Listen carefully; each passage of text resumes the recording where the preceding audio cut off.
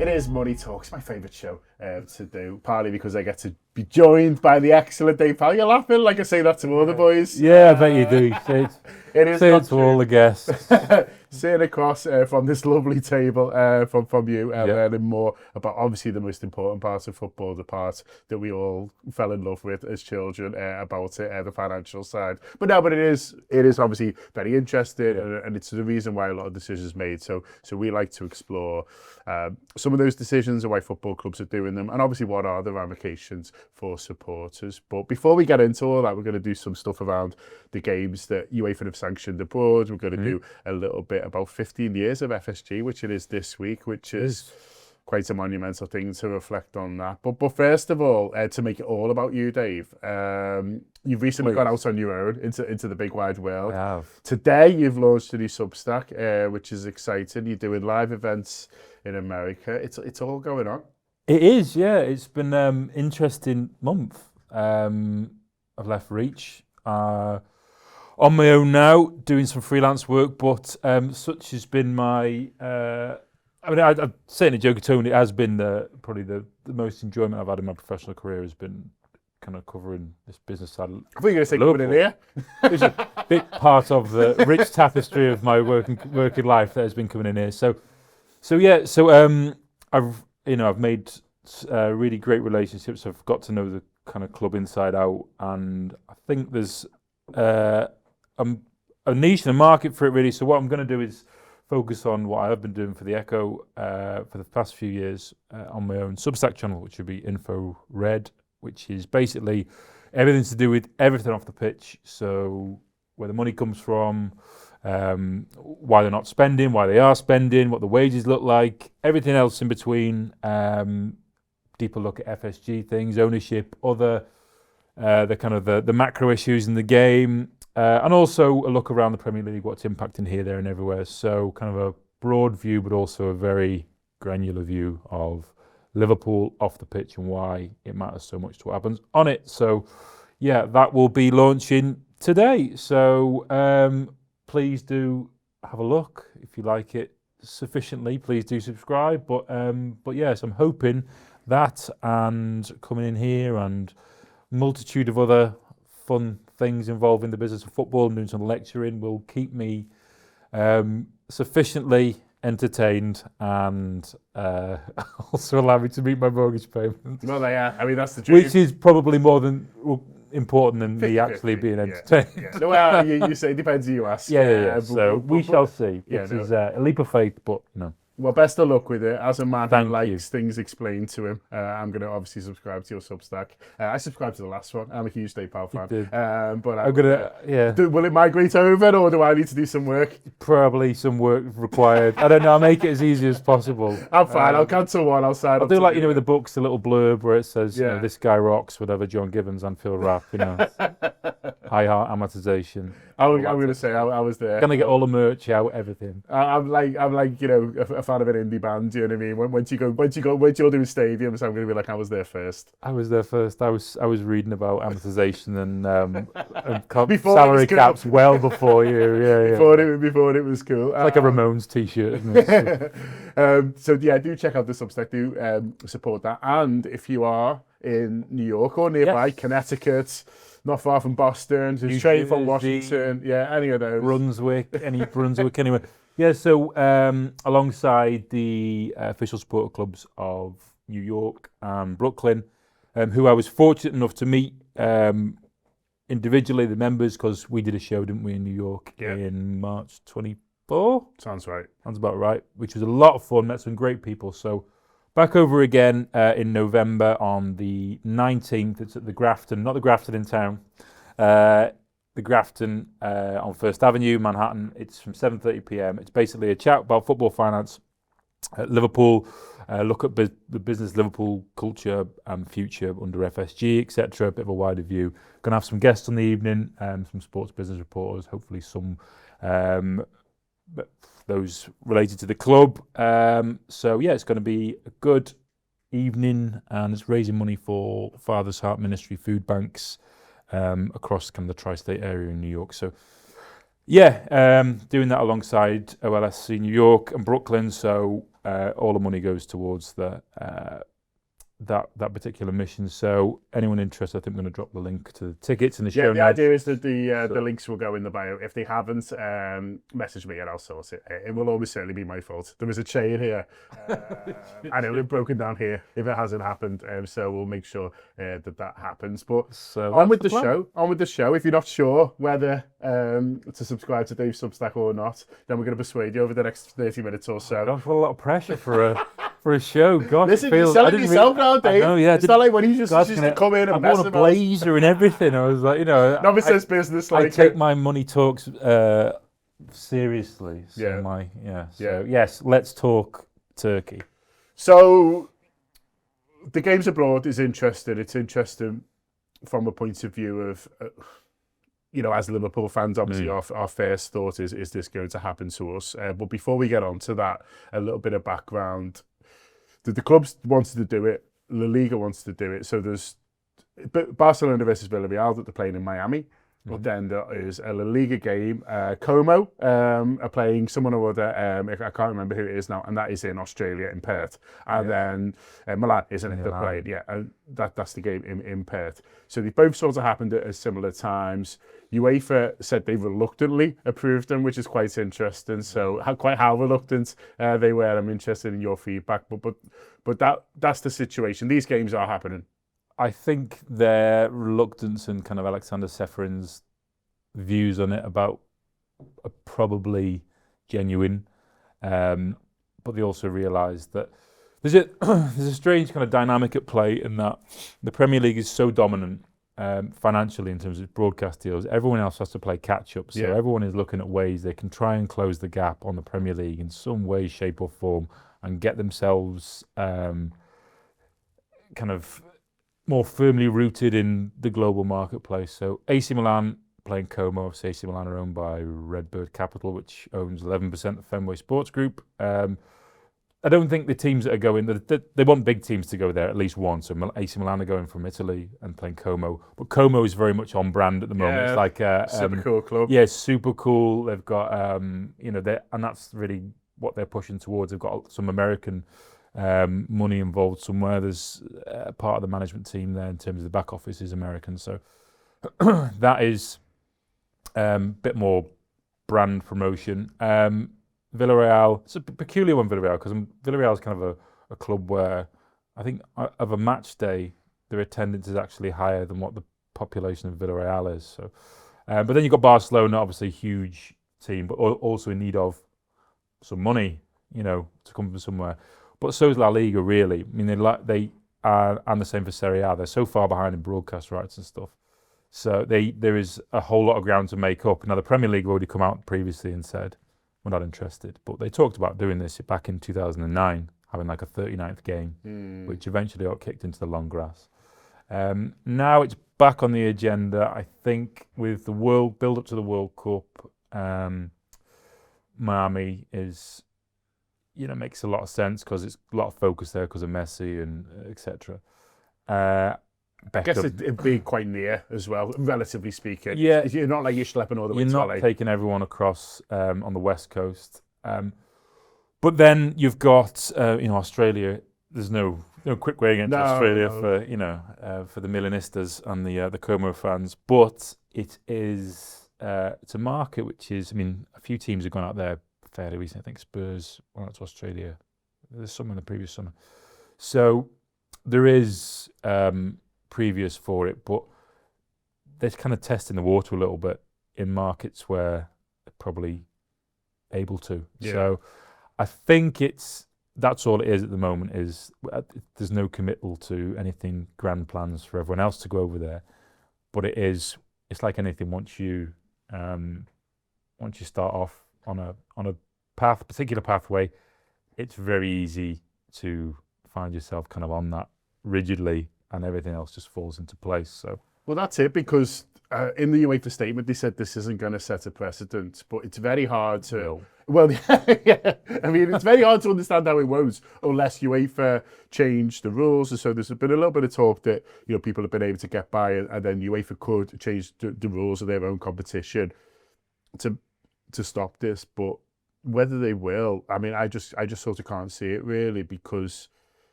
they must feel under a little bit of pressure from these clubs like Barcelona. The Super League is an ongoing threat, and so which UEFA will be aware of really. So I can't see personally. I think this will be a precedent is set now, and this will continue to happen, and it'll probably be more.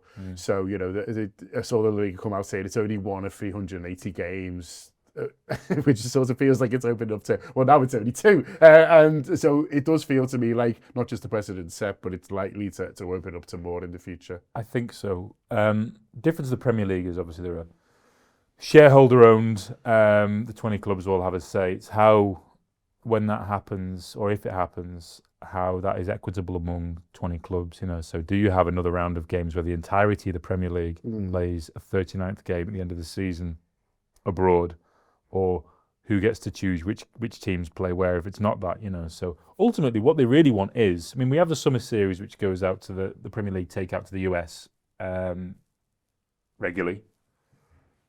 The attendance isn't as great like we've seen in the Club World Cup. You can't just say, here's some European football, watch this, because, you know, and expect people to be engaged with it. They're engaged with it if it's Liverpool, the biggest teams, you know. So when Bournemouth and West Ham are going out, you know, no disrespect, there isn't the buzz it creates among the general public in these markets because of that. And I do wonder why, or wonder whether having kind of, you know, Como and Villarreal as the opposition might impact things slightly. I don't know. I mean, this is very much kind of testing the water. I mean, if they stuck a big El Clasico out there straight away, it kind of really probably does set a precedent for it, because then you're looking at the biggest games being taken elsewhere. You know, how soon is it then before we have a Champions League final in Riyadh or New York or somewhere? You know, because that seems like the most that's likely a feasible type of thing. Yeah. But it's how it would be equitable among Premier League clubs is probably what the issue is about them voting for it. Doesn't matter what Richard Masters thinks. Yes, he's a CEO, but that's he holds a post. Other people will hold the post after him, like they did before him. You know, he is there to carry, you know, to hold up the regulations of the Premier League and also kind of be the man at the pyramid of all the individual wants and needs of the clubs. You know, all 20 member clubs. So it will be, if there's a consensus Premier League wide to get this done, then it would be done. You know, but there probably isn't enough upside for the likes of Burnley, etc., to have this voted through, you know, because they'll just say, well, all we're doing here is just strengthening what's already a really, really strong marketplace for Liverpool, Manchester United, Arsenal. So I don't think that, I do think it'll happen for the Premier League eventually, because like I think everything changes and nothing remains the same forever. But I don't think it'll happen quickly. I do think it will be kind of over time, and it's like one of those things you think, well, that's happened now. Yeah. When did that happen? You know, it's like the Super League. You know, these things will be done by stealth over time. By when kind of opposition dwindles a little through kind of generations pass and time passes, and the people that become older or less, you know, they have less resistance to that the traditions that, you know, those before them had. So once that starts to erode, I mean, the Super League really was that FOMO, wasn't it? So yeah, probably once one or two say yes, everyone else is like, well, if we say no and this goes ahead, then we're really, you know, we're screwed here. So and when it gets to a point like that is when we'll start to see a change. But I wonder whether before kind of regular season games in America becomes a thing, we will probably see the rise of either, you know, the FIFA World Cup expand into a point where it excludes some of the teams which people didn't want to go and watch, like the Urawa Red Diamonds or I forget some of the other teams, you know, FC Wydad or whatever. So and it just becomes an elite competition which there's loads of money on offer, or it's the Super League again 10, 15 years time. But things will change. You know, the situation we have right now isn't going to be the situation in 15, 20 years time. Just like I think the EFL eventually will have to be like a regionalised league, because it won't be able to continue in the same vein. I think this will be, you know, one of those things over time where we kind of think, oh, that's happened, but this is the opening of the door. Yeah. And everything sets a precedent. If you're doing it for the first time, it's a precedent being set. That's what it means. That's literally, if you want to go and define that in the dictionary, it's not a precedent, but it is the first time it's happened. And I'm sure it will happen again. And like you say, these are countries and leagues that are trying to play catch up with the Premier League, but so you think, well, the Premier League don't have the strong lead, but I would imagine that Premier League owners quite like having that sort of gap, and they don't want it closed. Yeah. So anything that might threaten to close, if they see these games having a huge success, then, and the Barcelona and Villarreal come back. Villarreal have maybe got some extra fans. Barcelona have been able to play in front of their fans to really strengthen that bond that they already have and the position that they already have. The Premier League managers will be not managers, I mean, that might be, but the Premier League owners will be watching this and thinking, well, yeah, we might have a lead at the moment, but we quite like this lead and we quite want to keep it. And it's a bit like, a football club spending at the top to sort of stay there. They don't just sit there and go, all right, we're top now. They'll want the Premier League to remain the strongest league and by sort of quite a distance. And so if other clubs are doing things in other countries to try and catch up, if any sign of success will make them want to sort of copy. And I'm sure, I was in Dublin a few weeks ago when the NFL was in town. It was absolutely huge. Obviously, it's been down in London since then as well. They set a precedent by having one game, if you remember, and now there's 3 or 4 in London. They're in Frankfurt. One game a year. Yeah. And then it's in most big European cities, and also it goes some games in South America, China, etc. So once a precedent has been set, but you're absolutely right. But I refuse to believe that the owners, many of whom are American, aren't looking at the NFL and what they're doing as well as what La Liga are doing. They'll be looking at both. Absolutely. So when UEFA say it's with regrettably because they know that that's what's going to happen. So, but I would bet my last cent, and there's probably not many of them now because I'm now working, that the biggest Premier League, certainly, in most Premier League sides, will send some representatives out to Miami and to Australia, boots on the ground, even whether it's they announce who they're, what it's for, to get a sense of what it looks like, how successful it is, what the interest is, and there'll be a whole bunch of metrics and a big dossier presented to all these clubs at the end of it, say this is what the success looked like from this particular competition in terms of fan sentiment, money made, etc., brand growth for the clubs that played. And then they'll be presenting this at a Premier League meeting, and if it's really, really positive news for the clubs that were involved in these games, the sentiment will change from club owners over time, because while the gap is big between the Premier League and the rest, it is massive. They don't want them to close the gap, because if they're closing the gap, it means the best 1 or 2 sides in those leagues are getting stronger in Europe, which means that it's harder to win the Champions League and it's harder to make the last 4 or last 8. So what's the and when it comes to international rights, if they're thinking, well, we kind of the US maybe is thinking we kind of like Serie A now. We've seen AC Milan play and or Barcelona play in Miami, or that can have a knock-on effect on how valuable broadcast rights are. And the US pays about $2 point something billion cycle for Premier League rights, and that's it's about 20% of what the Premier League gets overall. So they'll be very, very conscious of what the metrics look for these games. They're test cases, I get it, but if the numbers are good, then it will become an issue which is on the table at every shareholder meeting until it gets to a point where everyone kind of has a consensus on how it should look like moving forward and how it can be done equitably. Watch the space, watch the precedent, so to see what happens on that. But we've talked about FSG a couple of times. So they own Liverpool, right? They do. For 15 years this week, they've been in charge of Liverpool. There were some other Americans before that, but we don't really talk about them anymore. But it is quite something. First of all, do you think they would have expected to own Liverpool for 15 years? There was a bit of, I remember a bit of commotion at one point that there was I think a leaked document that they were talking about, basically how they would make money off it, and one of the routes was around to sell. Now, some people who know more than me about these things said, well, that's just the kind of thing that you put together. But I would love to sit down with John Henry. I'm the only person who I know who's done that, even virtually, as you. One of the things I would ask him was like, we were expecting all of this. Do you think they were expected to have owned Liverpool for 15 years? Initially, I don't. It's a difficult one that because they don't. They are long-term investors. Yeah. But everything has an exit. I think that the value of the club and how it's risen has probably surprised even them over time.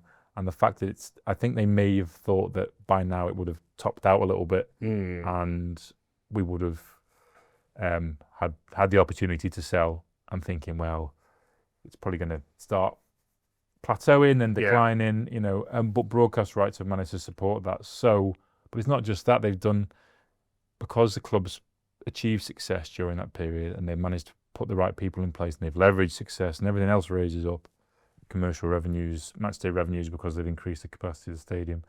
The actual, the value trajectory and the value proposition is still going up.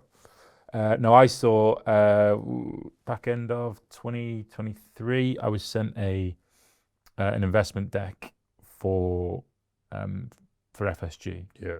It was from an American firm who were looking for investors to come on board with them. It was from a reputable American firm who one of the people involved used to own European Football Club, so a fairly big one. So they were putting together a pitch deck for investors. Now, yes, it's a pitch deck, it's a sales deck, so numbers can be inflated, but they're pretty big numbers involved. So they were looking at 2030, the higher end of the club being worth in excess of $11 billion, and lower end being worth $9 billion. It's worth 5.5 now if you use Forbes' own metrics. That's 5 years away, and that's still a lot to climb. Now, these are just numbers, no guarantee, and valuations are only supported really by, it's like last cab off the rank type of thing. It's like, what was the last one?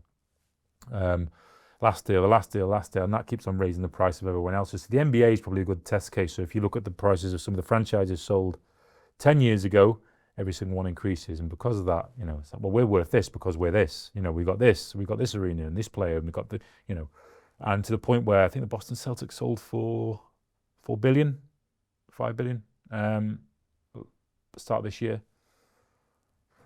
Yes, it's an NBA franchise, but smaller revenue streams in Liverpool. And I think another part of the document was they were looking at £1 billion in revenue for Liverpool by 2030 as well.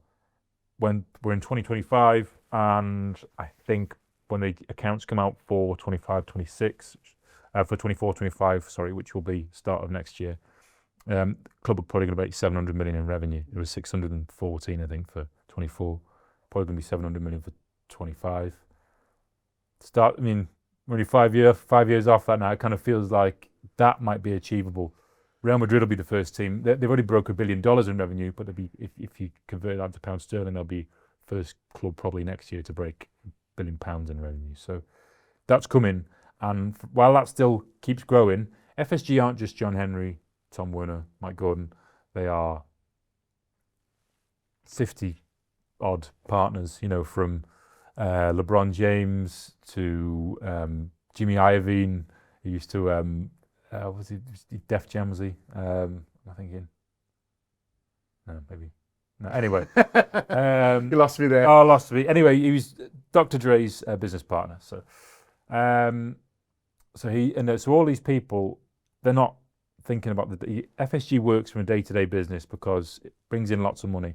John Henry doesn't need to take lots and lots of money, so there's no dividends paid, but as a business it works and it pays and everyone gets a salary and everyone does fine from it. But the value comes from every single year. There will be an exit for them with Liverpool eventually, but Liverpool's still the one with the biggest growth prospects.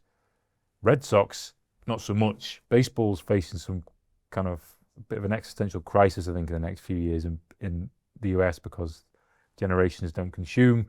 I mean, I love, there's few things in life, in sport, which are more impressive than seeing someone hit a home run in person. this tiny little ball, little wooden bat, bang, out of the stadium, But games are long. There's 162 games in a season. Games are like 3-4 hours long.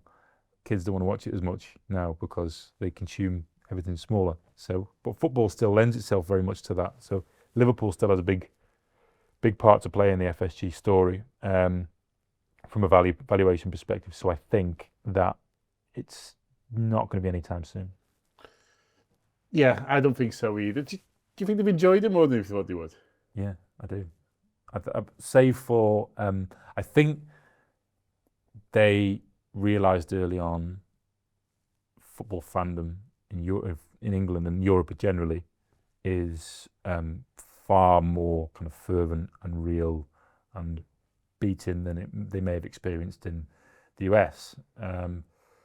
Because teams and franchises change, but they do. To be fair, they do exist in the Boston ecosystem of sport, and it's a bit different. Boston, New York are quite different than some places in the US because it's very blue collar, and they have similar.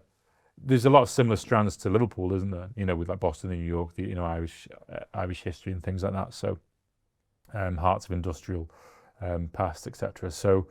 But I think that I do think they've learned lessons along the way. I don't think there's many times where they've done something year time and think they're doing this again.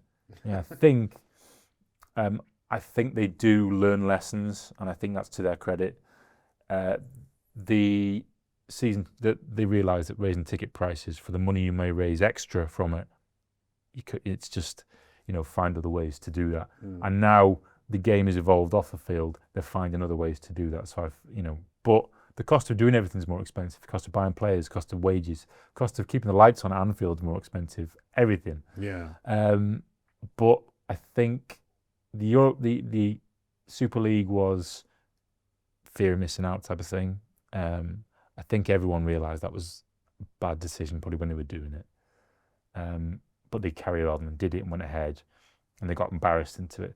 But climbed down. They've made headway since, more than most in terms of saying, so it's written into the Constitution now, isn't it? The Articles of Amendment, rather. So they would have to get permission from supporters groups, supporters board, before they do anything like that again. So lesson learned. I think they enjoy it though, because I think they've proven that. I think when they came in, it was like spend. Everyone spend. Everyone, unless you're spending, you're not winning. So they kind of did it. And I think they've proven that with strategy and structure and spending well and hiring the right people in the right places, you can win. This summer they've spent, let's not make any bones about it, they have spent. But that's probably because they've been able to spend sustainably. They've broken British transfer record twice in the summer, but done it within the realms of what they could afford because the club is so much bigger than what it was previously. So when they bought it, they paid 330 million.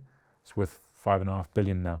But everything's increased. And I think it would be kind of disingenuous to say what have they improved? Because if you go to Anfield compared to 2010 to now in terms of the actual stadium itself, I'm not talking about when people will have different views on atmosphere and this, that, and the other, and that's not for me to comment on. But you look at the bricks and mortar and what Anfield looks like compared to then, it's light years better. They have a new training ground, light years better. The team, light years better. They have everything works better, and that's. I think if you're rating their homework, you're probably thinking you've got to take into account the missteps. But I think you're probably looking at 8 out of 10. I think, and that's I appreciate the deeply unpopular for some people, but mostly that comes down to transfer spend. There will be some people who even after the summer will be unhappy at Fenway Sports Group overall. And almost probably some who would be thinking, kind of hope this doesn't work out because then it shows how poor they are at spending big money, But that's just football fandom. You cannot please all of the people all of the time.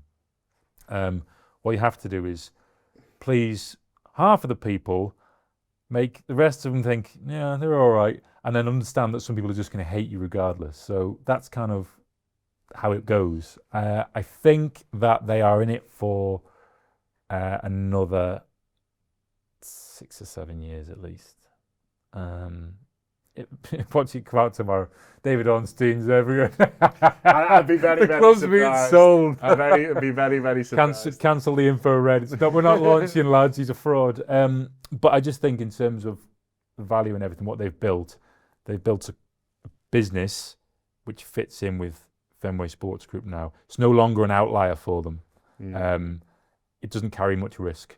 You can miss out on the Champions League, but I think they realised by spending like the kind of investment we've seen this summer was really to say minimum we do is the Champions League, and anything else is a failure of one or two people as opposed to a whole organisation. Do you know what I mean? It's like when you look at United, the failure there has been a multitude of different things. It's not just Ruben Amorim, it's not Ole Gunnar Solskjaer, it's not whoever else has been in that art scene, not Erik ten Hag. It is a multitude of things which don't work.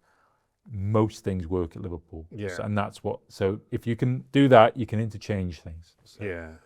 No, I mean off the pitch, it has been a phenomenal period of change, and they've done it slow and steady. But like you say, you think about what the stadium looked like when they came compared to what it looks like now. The fact that people were even talking about we having to leave Anfield, and they turned up as like absolutely not. You redevelop here. You look at the main stand in particular, but the Anfield Road is so impressive. Then you look at the training ground. The next step, of course, is that they want to develop the academy. They're spending huge amounts of money on developing that. I went to the academy in the summer, and everyone's so excited about all this stuff that they're going to get and what that's going to mean in terms of the young players they're able to attract, of course, but also developing those players. So all that is phenomenal. And then they've won on the pitch, and they've won everything. I'm interested in how big a factor Jurgen Klopp was in that, and listen, we'll never know, and they hired Jurgen Klopp as well, so they deserve obviously credit for getting him in, and it's impossible to argue what would have happened without him. But I do wonder sometimes, how big a thing in terms of FSG's on the pitch legacy is linked to Jurgen. And you mentioned Manchester United before; they're crying out for the Jurgen Klopp at the moment, just someone to come in and just raise the whole place. And without that, with Liverpool, what would have happened? I don't know, but then, you look at what, you mentioned before about how they own football clubs, and Liverpool haven't won a league title for 30 years, and it's under FSG. Boston went even longer, the Boston Red Sox, and they won it there. So although part of me thinks, would they have won without Jurgen? You've got to say, well, it can't be a coincidence that these huge sporting teams go for so long without winning the main trophy that they want to, and both happen under FSG. Yeah, and but with Klopp, you can't kind of deny that hire in him being Jurgen Klopp and being able to kind of pull the club up from its kind of bootstraps and just bring everyone along with him. That's the important thing. And he did a lot for protecting ownership at times as well, I think. Not by being a shill or anything, but just making people... He was very good at... There's so much that goes on under the surface of a football club that most football clubs, everyone's in it for the right reasons. People want to make money, yes. Yeah. But I think when people own it, they want to win. So when people say they're only interested in making money, that was always a fallacy. They're interested in winning because winning makes money. But winning's also a nice feeling. Yeah. No one wants to be a loser. But Klopp kind of raised everything, brought everyone along with him, and he made the strategy work. So the strategy hasn't changed, but they found the right man to lead a strategy. Before that, probably wasn't really the case. Brendan Rodgers came close, but didn't quite have everything about him to be the man at Liverpool. So, and yeah, it's also not a coincidence the fact that Boston Red Sox hadn't won a World Series for 86 years before FSG arrived. They've won 4 now, and they're still not very popular.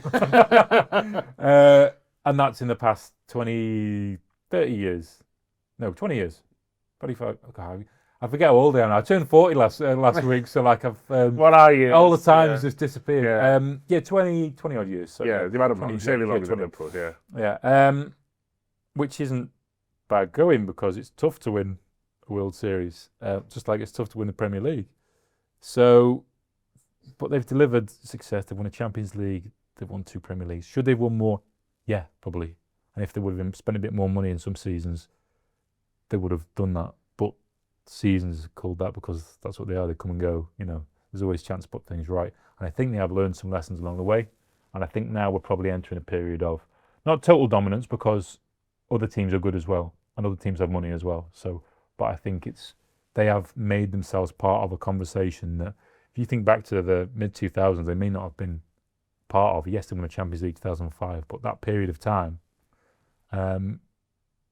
Liverpool was kind of one of the pack of 7 or 8 teams that could, do well. But now it's very much they are on City's level, not just they're spending everything. So I think Klopp was a huge hire for him in the same way that Pep Guardiola was a huge hire for Manchester City. So because he made everything work, but also went to bat a little bit for the ownership at difficult times, but delivered the success they needed to be seen as good owners. And I think they've been good owners. I would say great were it not for the fact of they've made some stinking mistakes. Learn from them, but still blot your copybook. But they've been very good owners. I think probably, save for, it depends what you're looking for. I mean, if you were looking at good owners of the Premier League, Tony Bloom at Brighton, yes, but they don't win in the Premier League. Amazing at selling players to teams that can win the Premier League. But Liverpool, what they've done over the past years probably deserves element of praise, but they're billionaires, so they probably don't need them to, you don't want to slap them on the back too hard. But, I think it's been a successful 15 years, and I don't know how it changes for the better, really. I don't think about the ownership group that comes in, because what's going to happen is it's going to come a point in time where no one person now can afford to own a football club by themselves. That's gone. The era of Jack Walker being a steel magnet from his local hometown and sticking 2 fingers up to the Premier League and saying, guess what, I'm just going to buy everyone and I'm going to win. Be it left with egg on your face. That's what they did with Blackburn 95. Big teams hated Blackburn that season because they just outspent everyone. Everyone thought it was unfair. Those people don't exist now because unless you're Elon Musk, and no one wants Elon Musk owning the Premier League. Some people might, some people probably would, if you spent more, yeah. It'd be the first game played on Mars or something, wouldn't it? SpaceX sponsored, and UEFA reluctantly, agreed to play it on Pluto.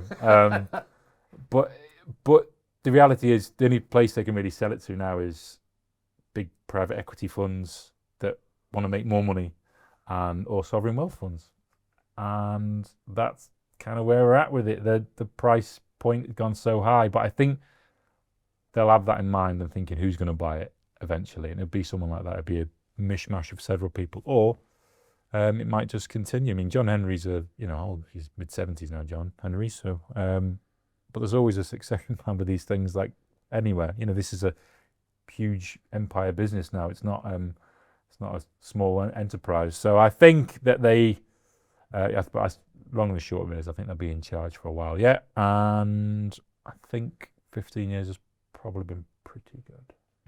There we are. We'll leave it there. We need to leave them one subscriptions made for because of FSG and. Listen, plenty more with Dave Powell coming up. But huge thanks to Dave for coming in. That has been another Money Talks. Nice to see you, mate. And yourself.